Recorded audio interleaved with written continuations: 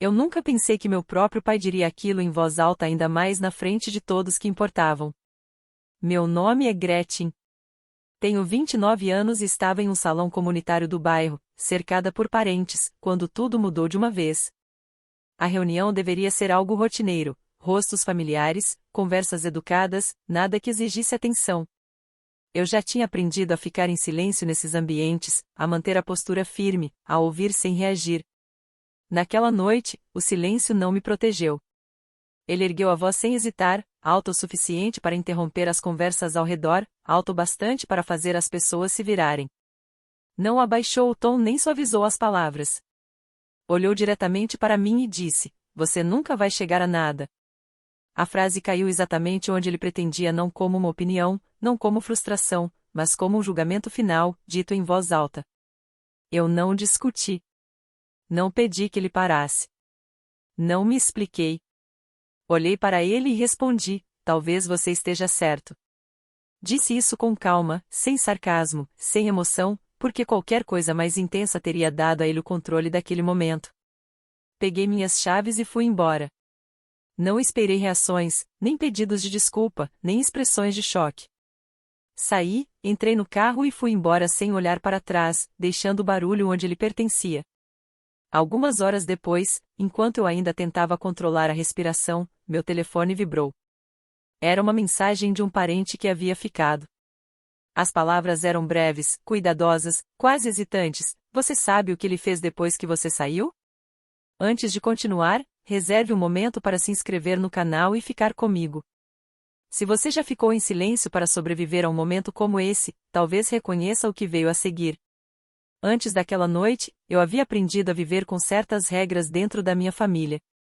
Meu pai acreditava que a ordem era mais importante do que o conforto, e definia certo e errado como aquilo que o mantinha no controle. As opiniões dele eram tratadas como decisões finais, não porque fossem sempre justas, mas porque questioná-las só piorava as coisas. Aprendi cedo que ser agradável era mais seguro do que ser honesta, mesmo quando a honestidade teria me custado menos do que o silêncio custou ao longo do tempo. Nada do que eu fazia era abertamente escandaloso. Ainda assim, tudo parecia ficar sempre um pouco aquém da aprovação. O problema nunca foi um erro específico que pudesse ser corrigido, era a ideia de que eu precisava de correção constante. Se eu falasse de forma muito direta, era chamada de difícil. Se ficasse quieta, diziam que eu não tinha iniciativa. Sempre havia algo levemente errado, sempre um motivo para me lembrar de que eu não estava à altura. Minha mãe desempenhava um papel mais silencioso em tudo isso. Ela preferia a calma ao confronto, mesmo quando essa calma vinha às custas de outra pessoa. Baixava os olhos quando as conversas ficavam ásperas, oferecendo pequenos gestos em vez de proteção. O silêncio dela nunca foi barulhento, mas era constante, e, com o tempo, tornou-se mais uma regra que aprendi a não questionar. Meu irmão, Daniel, se encaixava com facilidade no espaço que nosso pai mais valorizava. Ele sabia quando falar, quando concordar e quando permanecer alinhado às expectativas que haviam sido definidas para ele. A posição dele na família nunca precisou ser anunciada ou defendida. Ela simplesmente existia, reforçada por decisões cotidianas que deixavam claro de quem as escolhas realmente tinham peso. Eu percebi a diferença sem que ninguém precisasse explicá-la e aprendi a contornar isso, em vez de lutar contra. A reunião familiar daquela noite havia sido planejada semanas antes, apresentada como algo simples e necessário. A intenção era reunir os parentes, reforçar vínculos e mostrar que tudo estava funcionando como deveria. Esperava-se que eu comparecesse não porque minha presença fosse importante, mas porque a ausência levantaria perguntas que ninguém queria responder. Recusar nunca foi colocado como uma opção. Eu fui porque evitar conflitos já tinha se tornado algo natural para mim e porque me convenci de que aquilo passaria, como sempre passava. Eu sabia como manter a compostura, como responder com educação, como me fazer pequeno o suficiente para não chamar atenção. O que eu não esperava era a mudança de tom, um momento em que a crítica deixou de ser implícita e passou a ser declarada abertamente. Olhando para trás, o padrão era óbvio. Nunca se tratou de um comentário ou de uma única noite. Foram anos de julgamentos silenciosos que finalmente encontraram uma voz pública. Eu já havia sido corrigida em particular vezes suficientes para que a única novidade naquele momento fosse a plateia.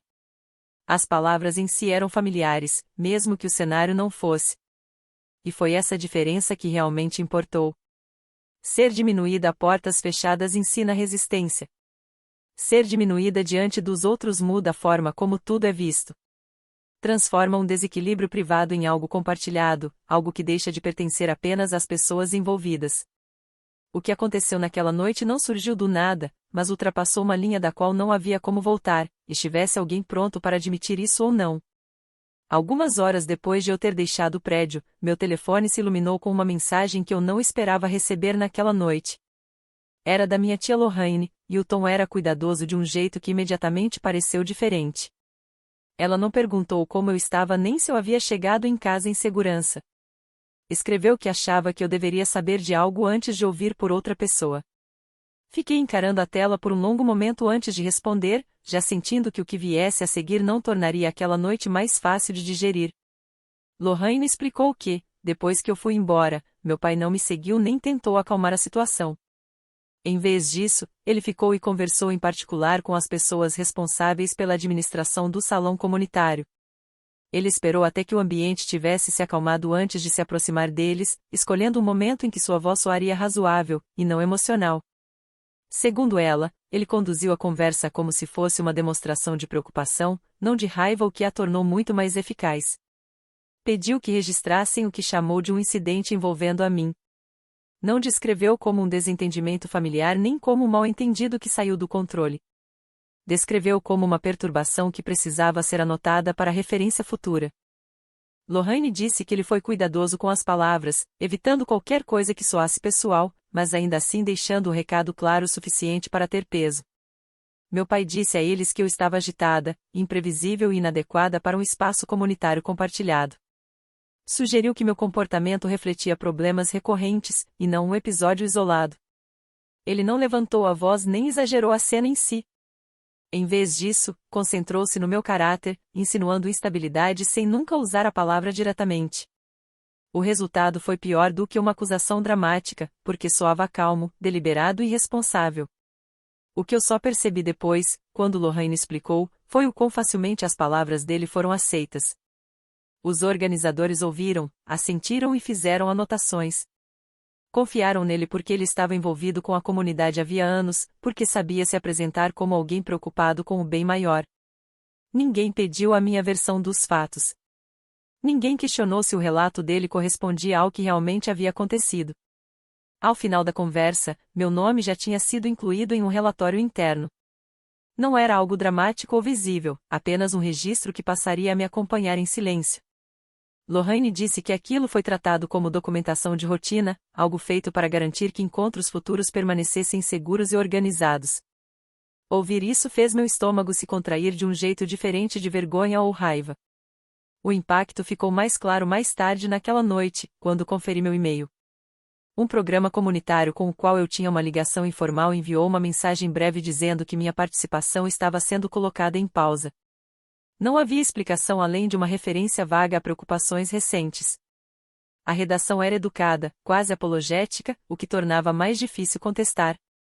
Não era uma rejeição, mas era uma suspensão que trazia consequências. Sentada sozinha com aquela informação, comecei a entender o que realmente havia acontecido. Não se tratava de uma reação emocional por ter sido confrontado em público. Foi um movimento calculado, feito para reafirmar o controle depois que a plateia já tinha ido embora. Meu pai não explodiu porque estava magoado. Ele esperou até poder moldar a narrativa em silêncio, sabendo que o silêncio causaria mais dano do que o confronto. O que mais me inquietou foi o quanto aquele padrão de comportamento me pareceu familiar de repente.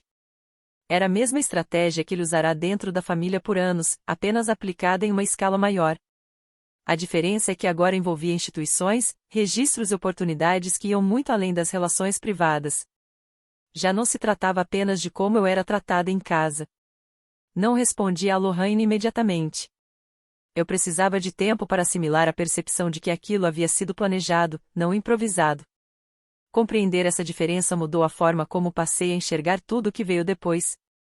Deixou claro que nada do que aconteceria a seguir seria acidental. Pouco tempo depois, as consequências dessa decisão começaram a aparecer de maneiras que eu não podia ignorar. 2 dias depois, parei de reagir e comecei a observar com mais atenção aquilo que havia sido silenciosamente ignorado por anos. Voltei a conversas, mensagens e momentos que eu tinha descartado como desconfortáveis, mas inofensivos na época.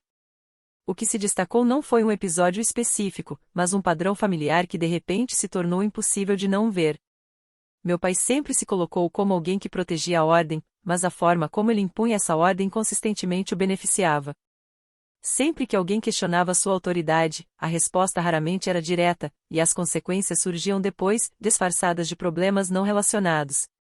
Quanto mais eu revisava o passado, mais claro ficava que eu não era a primeira pessoa a quem ele tratava dessa maneira. Lorraine compartilhou detalhes que eu nunca tinha ouvido antes, falando com cuidado, como se estivesse testando o quanto de verdade eu estava pronta para ouvir. Ela descreveu outras situações em que meu pai levantou preocupações a portas fechadas, sempre com a mesma linguagem calma e o tom controlado. Ele nunca acusava ninguém abertamente e nunca confrontava as pessoas de um jeito que pudesse ser questionado. Em vez disso, ele registrava, relatava e sugeria padrões de comportamento que os outros aceitavam sem questionar. Lorraine explicou que, nesses casos, as pessoas envolvidas frequentemente se sentiam confusas, mais do que irritadas. Oportunidades desapareciam, convites deixavam de chegar, e as explicações permaneciam vagas. A maioria acabava assumindo que o problema era o próprio comportamento, sem perceber como a narrativa havia sido moldada antes mesmo de saberem que uma conversa estava acontecendo. Ouvir isso deslocou algo dentro de mim, porque colocou a minha experiência dentro de um contexto maior, que ia muito além das dinâmicas familiares. Quando a notícia começou a circular entre os parentes, as reações vieram de forma discreta, e não confrontacional. Alguns expressaram preocupação sem oferecer apoio, outros optaram pelo distanciamento sob o pretexto de neutralidade. As conversas ficaram mais curtas, as respostas mais lentas e os convites mais seletivos. Não era hostilidade aberta, mas também não era lealdade. A família não se dividiu em lados claros, e ninguém me defendeu abertamente, o que fez o silêncio pesar mais do que uma oposição direta. O que mais me surpreendeu foi a rapidez com que o foco se afastou do que meu pai havia feito e se voltou para como eu deveria lidar com isso.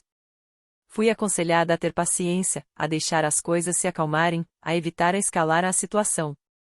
A mensagem subjacente era clara, mesmo sem ser dita em voz alta: preservar a estrutura existente importava mais do que questionar a forma como ela funcionava. Meu desconforto foi tratado como um efeito colateral infeliz, e não como um problema que merecesse atenção. Ao ouvir essas respostas, ficou evidente que nunca se tratou apenas de uma relação desgastada entre pai e filha. Tratava-se de quem controlava a narrativa e de quem arcava com as consequências.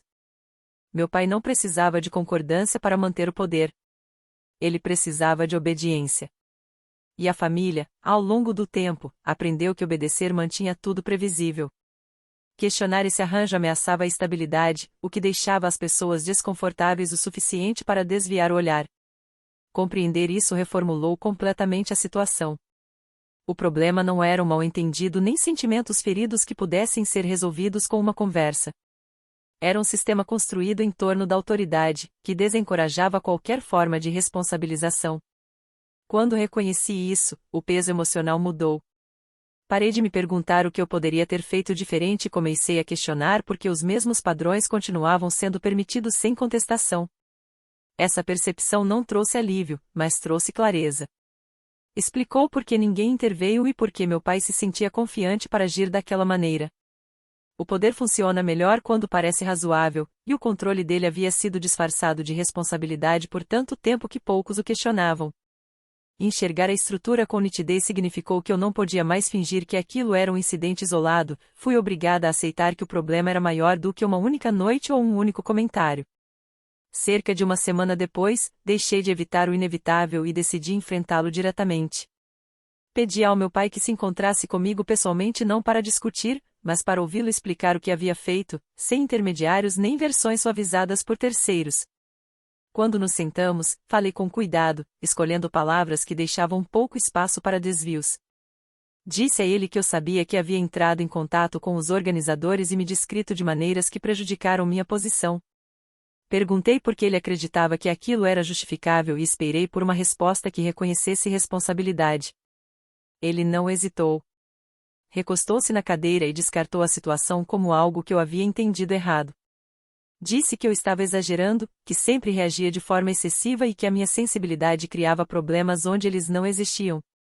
Segundo ele, nada do que fez foi prejudicial e, se houve consequências, foram apenas resultado da forma como outras pessoas perceberam meu comportamento. O tom dele permaneceu estável, quase tranquilizador, como se reformular os acontecimentos fosse suficiente para encerrar a conversa. Eu reagi, explicando que registros documentados não existem no vácuo e que rotular alguém como instável traz consequências reais. Ele me interrompeu, insistindo que suas intenções eram protetoras, não punitivas. Alegou que estava prevenindo possíveis problemas e mantendo padrões, não me atacando pessoalmente. Enquanto ouvia falar, percebi o quanto aquela narrativa estava ensaiada lapidada ao longo de anos de repetição sem ser questionada.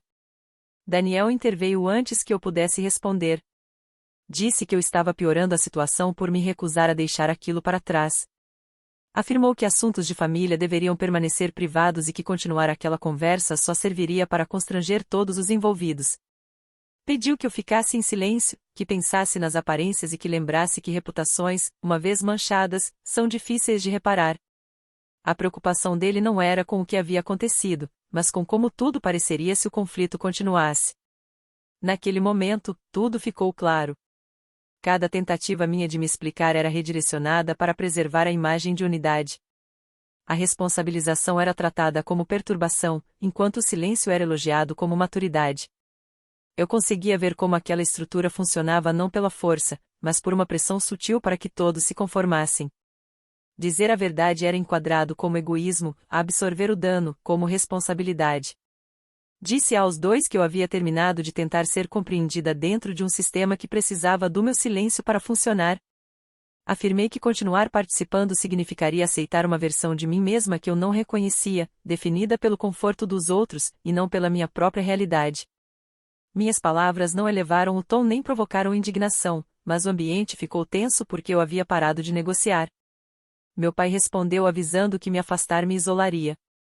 Disse que famílias não funcionam assim e que a distância gera arrependimento.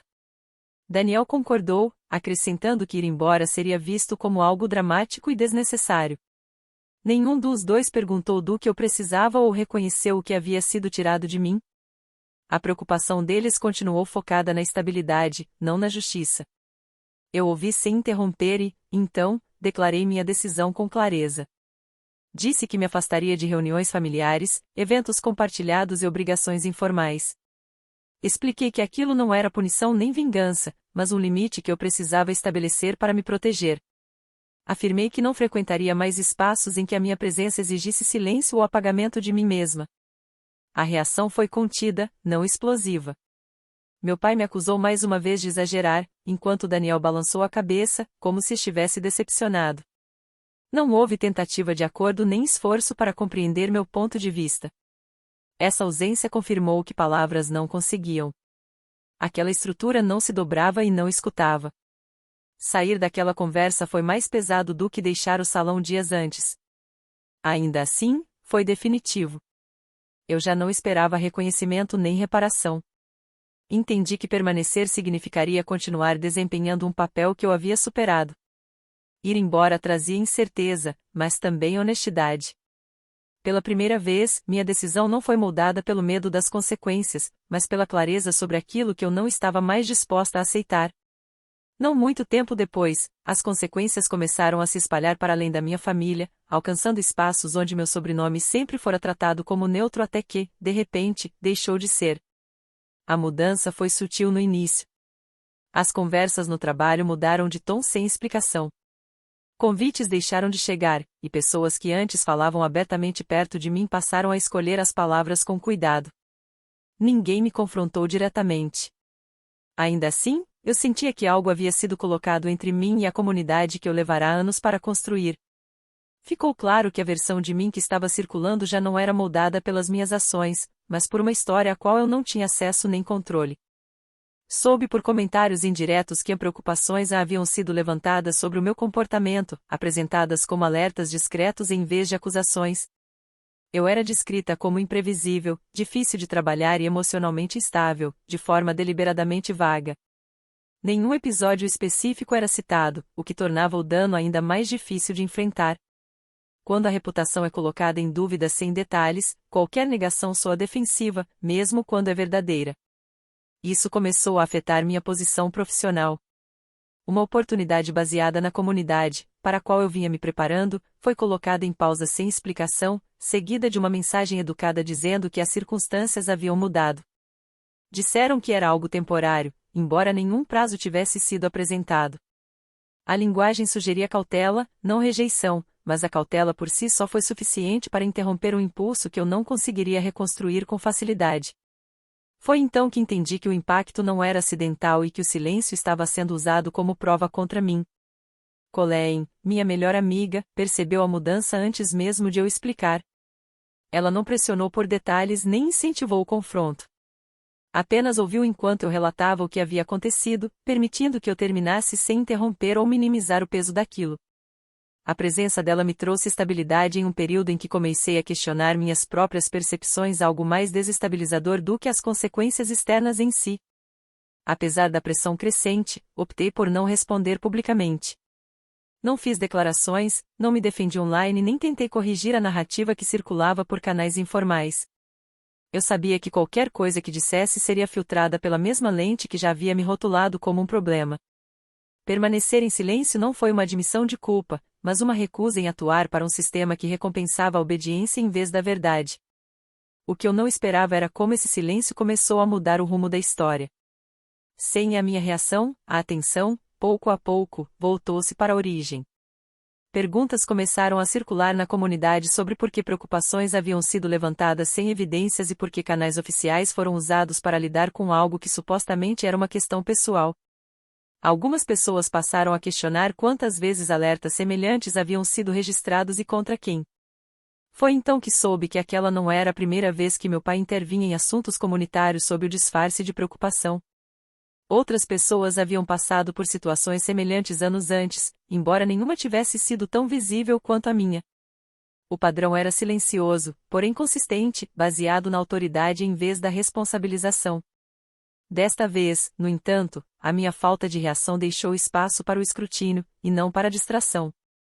Com o tempo, os organizadores que haviam colocado minha oportunidade em pausa entraram em contato novamente, desta vez fazendo perguntas, em vez de simplesmente comunicar decisões. Eles queriam clareza sobre a reclamação original, documentação que a sustentasse e um contexto que antes havia sido considerado desnecessário. A ausência de comprovação tornou-se difícil de ignorar, e a credibilidade do relatório começou a enfraquecer. Eu não fui reintegrada da noite para o dia, nem o dano desapareceu por completo. A confiança não retorna por decreto, especialmente quando a dúvida foi introduzida de forma deliberada. Ainda assim, a narrativa que antes circulava livremente passou a encontrar resistência, e a autoridade por trás dela deixou de ser aceita sem questionamentos. Percebi que, embora o silêncio tenha me custado no curto prazo, ele também me impediu de reforçar uma história que nunca foi minha para carregar. Ao escolher não me envolver, retirei-me do papel que esperavam que eu desempenhasse. As consequências foram reais, mas já não eram unilaterais.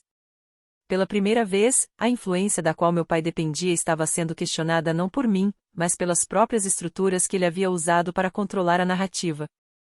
Algumas semanas depois, a mudança, que vinha acontecendo de forma lenta e sutil, tornou-se impossível de ignorar. O que começou como questionamentos discretos dentro da comunidade evoluiu para revisões formais de decisões passadas que meu pai havia influenciado ao longo dos anos. Pessoas passaram a resgatar registros antigos, atas de reuniões e relatórios informais que antes eram aceitos sem hesitação. Padrões começaram a emergir, padrões que ninguém havia querido nomear antes. Reclamações rotuladas como preocupações. Alertas sem qualquer evidência.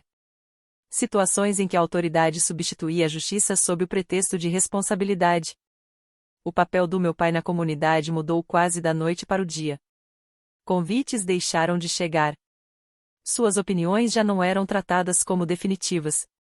Quando reuniões aconteciam, suas palavras passaram a ser registradas, em vez de aceitas automaticamente. O respeito que ele antes impunha apenas pela confiança começou a se desgastar, substituído por um distanciamento educado e por uma linguagem cautelosa. Ninguém o confrontou diretamente, mas o silêncio ao redor dele era diferente do silêncio que havia me cercado antes.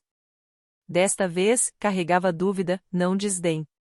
A família já não conseguia protegê-lo. Por anos, a lealdade interna funcionou como um amortecedor, suavizando suas ações antes que viessem à tona. Agora, esse amortecedor se rompeu. Parentes que antes desviavam de perguntas começaram a se afastar. Alguns evitavam o assunto por completo. Outros admitiam que não queriam se envolver. O acordo tácito de preservar as aparências deixou de se sustentar, especialmente quando olhos externos passaram a observar. Daniel percebeu a mudança antes mesmo de meu pai reconhecê-la. A posição dele sempre dependeu de permanecer alinhado ao lado certo da autoridade, mas esse lado já não era estável. Conversas que antes soavam confiantes tornaram-se cautelosas. Ele deixou de falar em nome da família em espaços públicos. Quando falava, media cada palavra com cuidado, como se estivesse testando o terreno sob os pés. A confiança que antes carregava como uma armadura agora parecia algo que ele tinha medo de perder. Observei tudo isso sem intervir. Não apresentei documentos nem pressionei por responsabilização. Não corrigi narrativas nem apontei contradições. Os sistemas dos quais meu pai dependia estavam fazendo o trabalho sozinhos. Quando a autoridade é construída sobre controle, e não sobre confiança, ela não precisa de oposição para ruir, basta atenção. Em casa, a dinâmica também mudou. Conversas que antes giravam em torno de expectativas e obediência ficaram mais curtas e tensas. Meu pai, no início, descartou a situação como um mal-entendido e depois, como exagero. Quando essas explicações falharam, passou a culpar pressões externas e pessoas que, segundo ele, não tinham o contexto completo. Nada disso alterou o resultado. Influência depende de credibilidade, e credibilidade não sobrevive a um escrutínio repetido. Durante esse período, Daniel me procurou uma vez, falando com mais cautela do que eu jamais o tinha ouvido falar. Ele não pediu desculpas nem reconheceu diretamente o que havia acontecido comigo. Em vez disso, perguntou se eu pretendia me envolver, como se o meu silêncio tivesse se tornado uma nova fonte de incerteza. Eu lhe disse a verdade, não tinha nenhuma intenção de voltar a uma estrutura que já havia me mostrado como funcionava. O meu papel estava encerrado. Essa resposta o deixou mais inquieto do que qualquer demonstração de raiva poderia ter deixado. Sem a minha participação, não havia um equilíbrio conhecido ao qual retornar. A hierarquia, ele percebeu, dependia de alguém absorver a pressão em silêncio. Quando isso cessou, todos tiveram de se ajustar. A essa altura, eu já estava preparando minha decisão final. Ela não foi repentina nem emocional. Foi prática. Avaliei o que permanecer conectada exigiria e o custo disso. Comparei com a vida que eu estava construindo sem correções constantes, justificativas ou silêncio. O contraste era evidente. As consequências na comunidade continuaram a se desenrolar sem a minha participação. Meu pai perdeu a autoridade informal e, depois, os cargos formais. Comitês foram reorganizados. Responsabilidades redistribuídas. O nome dele deixou de ter peso automaticamente. Nada disso foi apresentado como punição. Foi tratado como procedimento que tornava impossível contestar sem expor exatamente os padrões que estavam sendo analisados.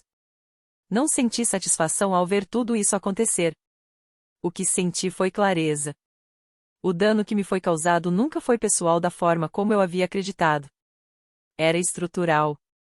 Uma vez que a estrutura foi questionada, tudo que havia sido construído sobre ela começou a enfraquecer. Quando terminei de fazer meus planos, o desfecho já era inevitável.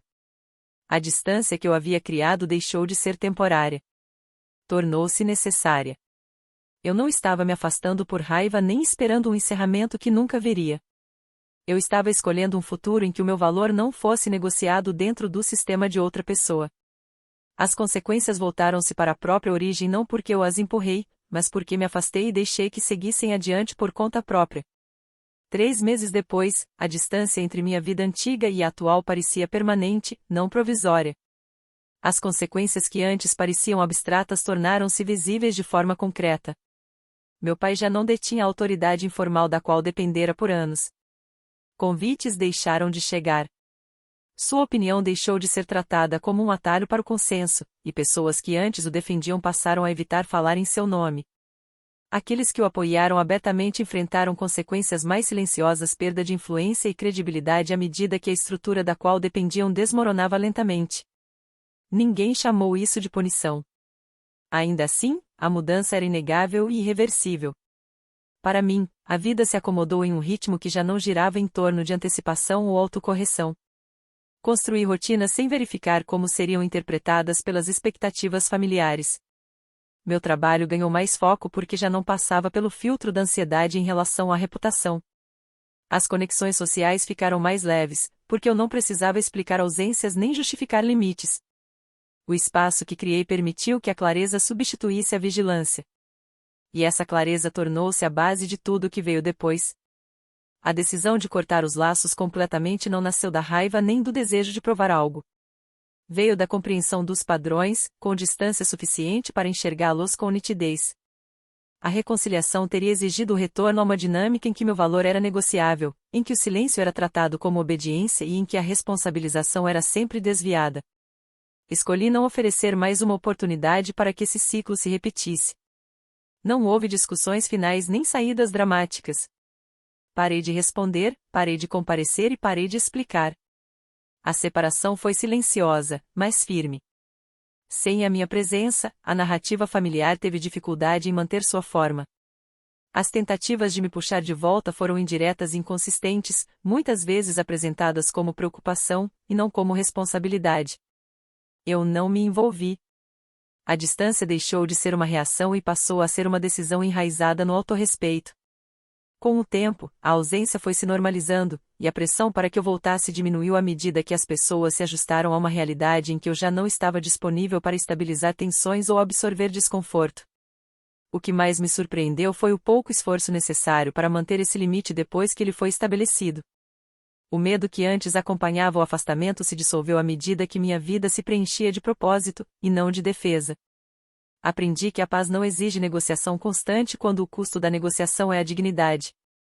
Meu senso de valor deixou de depender do reconhecimento de quem se recusa a enxergá-lo.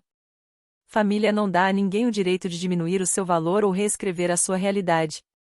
Respeito não se conquista pela resistência, nem a lealdade se prova pelo silêncio. O autorrespeito, às vezes, começa ao deixar espaços que exigem que você se diminua para pertencer. Ir embora não é fraqueza quando ficar exige que você abandone quem você é. Escolher a si mesma pode ser a resposta mais honesta a anos de controle e desvalorização. Obrigada por acompanhar esta história até o fim. Seu tempo e sua atenção significam mais do que você imagina. Se alguma parte dessa jornada ressoou com você, convido a compartilhar seus pensamentos e experiências nos comentários. Diferentes perspectivas importam, e a sua voz pode ajudar outra pessoa a se sentir menos sozinha em sua decisão.